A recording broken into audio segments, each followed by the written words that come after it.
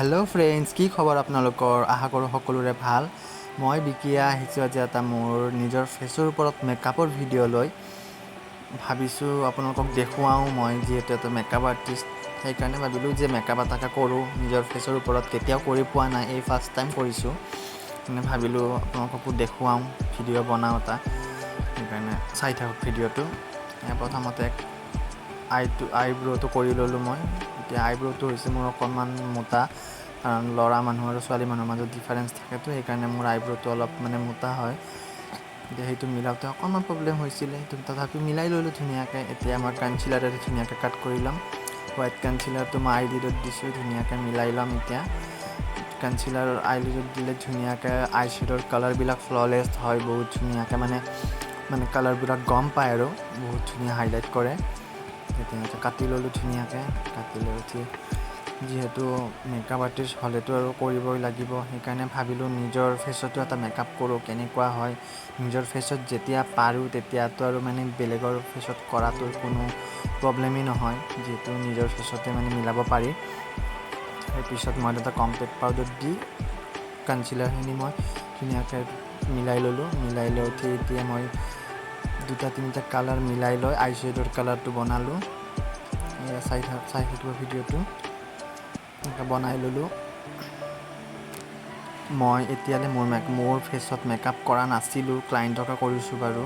Party makeup, bridal makeup এনেকৈ কৰিছোঁ, বাট আজি মোৰ ফেচত কৰিলোঁ। কি হয় নাজানো আৰু শেষলৈ কেনেকুৱা হয়। চাই থাকিব ভিডিঅ'টো, আপোনালোকে জনাব কেনেকুৱা হয়। মোৰতো বেয়া লগা নাই, যিহেতু মই নিজে কৰিছোঁ আৰু মোৰনো বেয়া লাগিবনে? ভালে লাগিছে। এতিয়া আপোনালোকে বা কেনেকুৱা পায় মোক কমেণ্ট কৰি জনাব।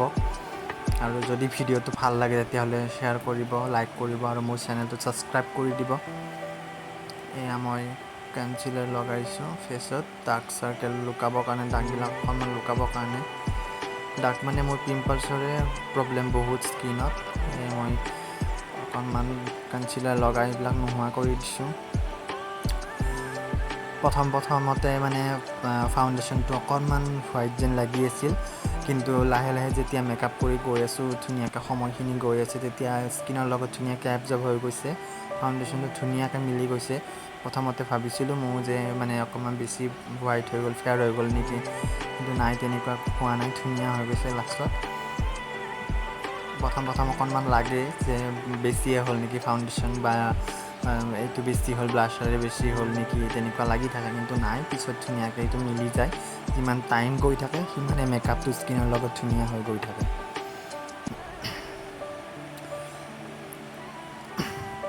মই কাজল, আইলাইনাৰ আৰু মাস্কাৰা এই তিনিওটা মেবেলিনৰে ইউজ কৰিছোঁ, কাৰণ মই ভাল পাইছোঁ মেবেলিনৰ আইলাইনাৰ, কাজল, মাস্কাৰাটো লগাইছোঁ। এতিয়া কাজলটো মই স্মেচ কৰি দিছোঁ, এটা ডাৰ্ক কালাৰ লৈ, আই শ্বেডৰ কালাৰ লৈ। তাৰপিছত মই ফেচটো পাউডাৰ কণ্ট্ৰল কৰিছোঁ, পাউডাৰ ব্লাছ লগাইছোঁ।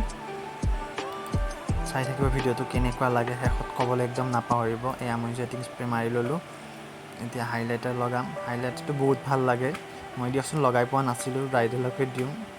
দাঢ়িখিনি কাটা নহ'ল, কাৰণ মোৰ হঠাৎ বনোৱা প্লেন, আগৰ পৰা মোৰ কোনো সেই নাছিলে কৰিম বুলি। এয়া ফাইনেল লুক। দাঢ়িখিনি থাকিয়ে গ'ল বাৰু, সেইটো এভইড কৰিব আপোনালোকে। Final look, bye bye.